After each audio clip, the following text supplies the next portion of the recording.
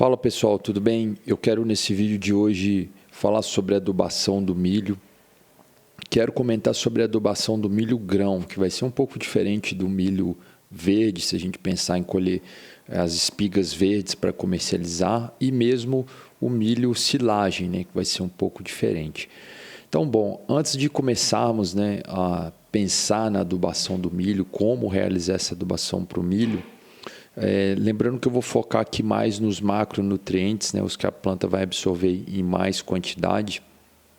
É importante que a primeira coisa você faça uma boa análise de solo, né, que você tenha ali já realizado essa análise de solo.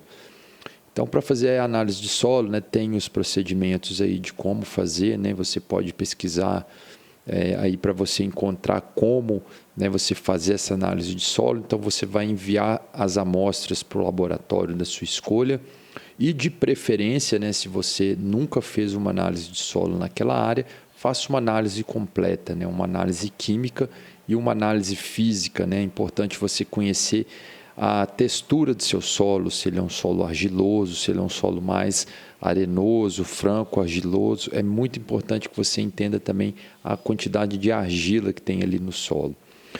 Pois bem, você tendo aí a sua análise de solo em mãos, a primeira coisa que você vai ver aí, né, eu coloquei aqui como referência uma análise de solo que eu também já utilizei em outros vídeos, né, do município de Guarapari, se eu não me engano, né, no Espírito Santo. E a gente vai utilizar ela aí como referência para a gente realizar esses cálculos aí da adubação do milho. Então, a primeira coisa que você vai ver aí nessa análise de solo, né, vai ser o pH do solo. Então, o pH, de acordo com a classificação química e agronômica, eu coloquei aqui como fonte, eu vou sempre utilizar como fonte a Quinta Aproximação, que é um manual de referência do estado de Minas Gerais. Existem outros manuais aí pelo Brasil, né? O Boletim 100, no sul do Brasil também, no Paraná tem outros manuais, mas a Quinta Aproximação é uma boa referência, né? Se você está plantando pela primeira vez, se você não tem esse costume de fazer uma recomendação agronômica, né? Então ele vai servir ali de referência, já vai ser um norte bem interessante para você começar o seu cultivo. Pois bem, aí nós vamos ver aqui que nessa análise de solo a gente tem um pH aqui. Eu coloquei essa bolinha vermelha como referência aqui para a gente não se perder. Então essa primeira coluna aqui, pH, né, em H2O, em água, ele está 5,1, está marcando. Então, se a gente for ver essas tabelas aqui abaixo, aqui, classificação química e agronômica, são tabelas da Quinta Aproximação. Então, o nosso pH está na faixa entre 4,5 e 5,4. Então, é um pH baixo. O pH ideal para a gente cultivar aí o milho seria entre 5,5 e 6, né? Esse seria um bom pH. Então, a gente precisa elevar esse pH. E outra coisa que é interessante para a gente observar o V, né? O V%, que seria a nossa saturação por bases. Aqui nessa análise de solo, ela está em 28, aqui na coluna de baixo. Depois do SB, do Tzinho, Tzão, você vai ver o V e o M. Então, esse V, ele está 28. Então, a gente precisaria elevar esse V a níveis que conseguiríamos cultivar um milho, né? Então, a gente está falando aí de 60%. Então, vou fazer um cálculo, a primeira coisa, da necessidade de calcário, né? Então, primeiro eu tenho que fazer a calagem ali daquele solo para que, então, eu inicie aí o plantio do milho. Então, eu vou elevar ali a minha saturação de base, o V%, acima de 60%. 60% a gente está colocando aí bem por baixo, viu, pessoal? O ideal já seria de 60% a 70%. Se pensamos em alta produtividade, é disso aí para cima. Então, cálculo de calagem, primeira coisa, para saber, né, a quantidade ali de pH e V%. Então, não adianta a gente colocar adubo ali sem fazer a calagem, porque não vai funcionar. Pois bem, vamos continuar aqui olhando a análise de solo. A primeira coisa que eu vou fazer aqui é a gente ver a classificação do nosso solo, né, em relação ao fósforo e o potássio. Se o nível de potássio e de fósforo no nosso solo ele é baixo, ele é médio ou alto. Isso vai ser muito importante para a gente fazer essa recomendação. Então, bom, eu marquei aqui novamente essas duas bolinhas aqui vermelhas, então a gente vai observar aqui o P, que vai ser o fósforo, e embaixo aqui a gente tem o PREM, né, o fósforo remanescente. Então aqui a gente vai tem duas formas, né, da gente observar aqui nessa tabela de baixo, a tabela de classificação, o fósforo disponível, né? Então a gente pode verificar pelo teor de argila, né? Nesse caso dessa análise de solo, eu não coloquei aqui propositalmente a análise física, né? Então nós não temos o teor de argila. O ideal seria que tivesse. Então nós vamos calcular aqui, vamos verificar na tabela, né? Melhor dizendo, pelo fósforo remanescente. Então o nosso fósforo remanescente a gente tem aí 22 miligramas, né, por litro. Então, vendo aqui nessa primeira coluna aqui de fósforo remanescente por miligrama, está até aqui marcado de vermelho, o nosso está entre 19 e 30. Então, ele é considerado aqui entre esse 19 e 30, agora a gente vai ver o fósforo, né? O fósforo aqui ele está em 8. Então, aqui a gente vê o 19 e 30 e 8 até 8, menor que 8 é considerado muito baixo, né? Entre 8,1 e 11,4 baixo. Então, vou considerar que o nosso fósforo é baixo. Então, essa é a forma de você olhar aí o nível de fósforo no seu solo. Bom, o potássio, né, ele vai estar representado pelo K, bem à frente aqui do fósforo na coluna de cima. Então, ele está marcando aqui 73 miligramas por decímetro cúbico. Então, aqui nessa última linha, bem embaixo aqui, está marcado de vermelho também, o potássio disponível, né? Então, ele está entre 71 e 120, o que seria uma quantidade boa de potássio no nosso solo.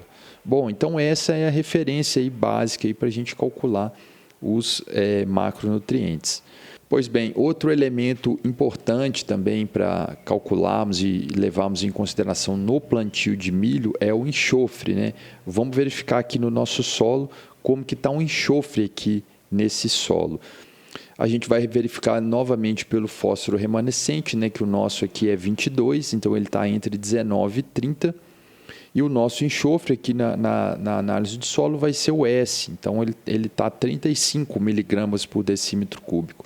Então, maior do que 14,2 é muito bom. Então, o nosso solo aí, ele está com um nível de enxofre adequado, considerado até muito bom.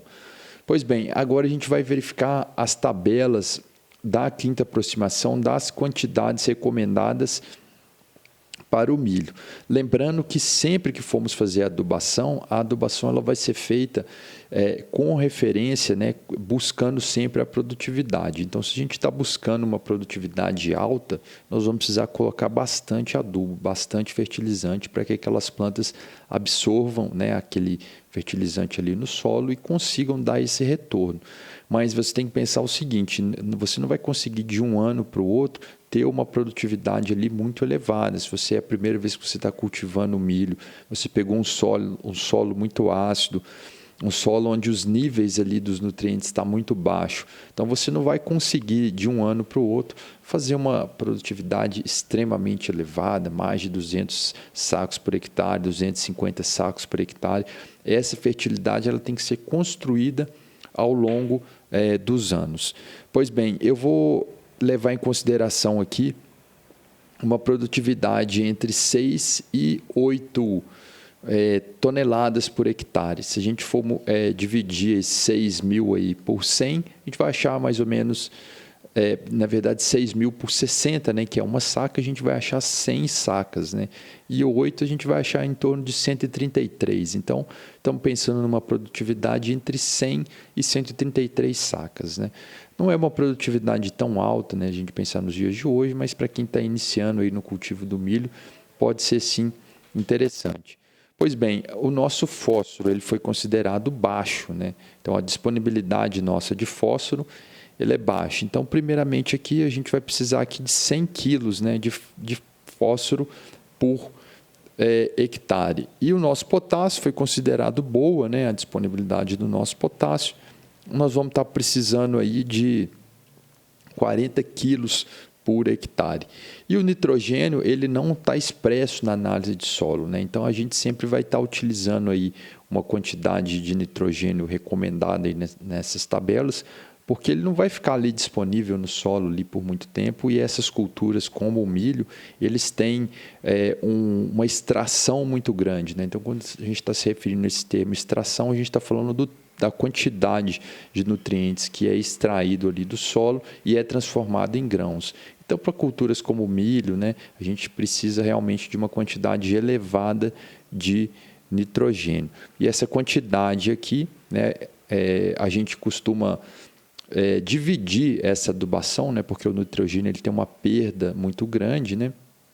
Então, a gente tem uma dose no plantio e a gente tem uma dose em cobertura. Então, eu coloquei aqui 120 quilos, né, de nitrogênio, né, contando a dose de plantio e a dose de cobertura. Bom, vamos começar fazendo essa conta pelo nitrogênio, né? Lembrando que se você tiver num solo mais arenoso, você vai precisar parcelar em mais vezes essa adubação. Se tiver num solo mais argiloso, você vai fazer ali uma no momento do plantio e depois uma vez na cobertura. Então, pelas contas que a gente fez ali, né, na verdade, pela interpretação na tabela, né, da quinta aproximação que a gente fez, nós achamos que vamos ter uma necessidade ali para a nossa produtividade de 120 quilos, né, de nitrogênio por hectare. Então, lembrando que eu vou colocar aqui como referência a ureia, né, existem diferentes fontes aí de nitrogênio, né, e a escolha vai de acordo com a sua estratégia, né, com o que tem disponível no mercado, com a análise de solo, né, de acordo com a escolha ali do técnico ali ou do agricultor. Eu vou colocar a ureia por ser o fertilizante aí mais usado, com preço mais acessível, né? E que tem uma quantidade interessante de nitrogênio. Mas lembrando que a ureia também tem seus problemas, ela tem perda, ela tem que saber o momento certo de aplicar, a forma certa de aplicar. Tem esses detalhes também que deve se levar em consideração. Aqui eu estou dando um apanhado geral referente à adubação no milho. Pois bem, a ureia ela vai ter em torno de 44% de nitrogênio. Então, eu fiz aqui uma regra de 3 simples aqui. Em 100 quilos, a gente vai ter 44 quilos de nitrogênio. Em 100 quilos de ureia, 44 quilos de nitrogênio. Então, eu preciso de 100 quilos, 120 quilos de nitrogênio. Então, eu vou precisar de quantos quilos de ureia, né? Então, você multiplica 100 vezes 120 dividido por 44, né? Então, você vai achar aí 272 quilos de ureia por hectare. Então, essa seria a quantidade de ureia que você iria utilizar. Então, lembrando que você vai parcelar essa adubação, né? Você vai colocar um pouquinho ali no plantio, né? Em torno de 10 a 20 quilos, né? de ureia ali no plantio, né? Por hectare. E o restante vai ser colocado no pós-colheita, né? Essa adubação, no pós-colheita não, em cobertura. Essa adubação em cobertura ela vai ser feita ali aproximadamente no V6 até V8, né? Na fenologia ali do milho. Bom, vamos falar do fósforo, né? A fonte de fósforo que eu escolhi foi super simples, né? Por alguns motivos, que também é um fertilizante muito conhecido, é bastante comum aí, sempre, acho que quase todas as regiões, é bem provável que você encontre esse fertilizante. E ele tem aqui um detalhe também interessante, ele tem um enxofre. No caso da nossa análise de solo, o enxofre ele está no nível adequado, mas isso não vai ser comum em todas as áreas, né? Geralmente o enxofre vai estar baixo. E o super simples é uma boa fonte porque ele também tem enxofre e cálcio, né, que é interessante ali. O nosso solo estava ácido, precisava de cálcio. O milho também extrai, né, muitos nutrientes, então ele também coloca ali cálcio e enxofre no solo, né? E também por ser esse fertilizante aí mais acessível. Mas, como eu disse, existem diferentes fontes de fósforo, né? A escolha fica por conta da estratégia, né? Da oportunidade que você vai encontrar aí no momento da compra. Pois bem, a conta também vamos fazer aqui uma regra de 3 simples, né? Em 100 quilos de super simples eu tenho 20 quilos de fósforo. Então, eu vou precisar de 100 quilos de fósforo, né? Então, vou multiplicar 100 vezes 100 dividido por 20. Então, eu vou encontrar aí 500 quilos, né, de super simples, né, que eu vou precisar para realizar essa produção. E aí, se eu quiser saber a quantidade aí, por exemplo, de enxofre, né, eu posso multiplicar aí por 5, né? Eu vou ter 60 quilos de enxofre, né, colocados aí no solo durante esse processo. Bem, e vou falar aqui por último agora aqui do cloreto de potássio, né, que é uma fonte de potássio, também é a fonte mais utilizada, mais acessível, mais barata. Tem também seus problemas, né? Tem muito cloro, né? Acidifica muito o solo, usado em frequência, então temos que estar sempre atentos a isso, né? Então, de acordo com as nossas contas aqui, a gente vai precisar de 40 quilos, né? 40 quilos de potássio. Bom, então, se 100 quilos de cloreto de potássio, eu vou ter aproximadamente 58 quilos de potássio, propriamente dito, né? Então, em 40 quilos, eu vou precisar aí de 82,75 quilos. Aí, arredondando, eu coloquei aí 85 quilos de cloreto de potássio. Então, ficou dessa maneira, né, os macronutrientes. Coloquei 272 quilos de ureia, 500 quilos de super simples, 85 quilos de KCl, né, o cloreto de potássio, para uma produtividade de 6 a 8 toneladas, né? Mais ou menos aí 100 a 133 sacas por hectare. Bom, de forma geral, essa é uma maneira, né, de você interpretar a análise de solo e fazer essa adubação para o milho, né, de acordo com a quinta aproximação. Então, é uma maneira de você iniciar, sempre pensando, né, chegar em altas produtividades demanda um ajuste fino nessas contas, né, a questão dos macronutrientes, o calcário ser colocado em profundidade, né, não só naquela camada de 0 a 20 centímetros.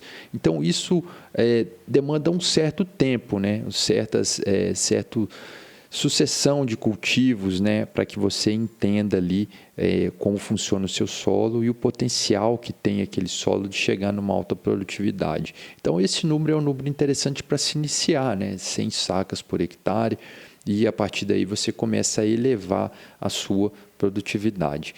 Então, é isso aí, pessoal. Eu fico por aqui. Um abraço a todos e até a próxima.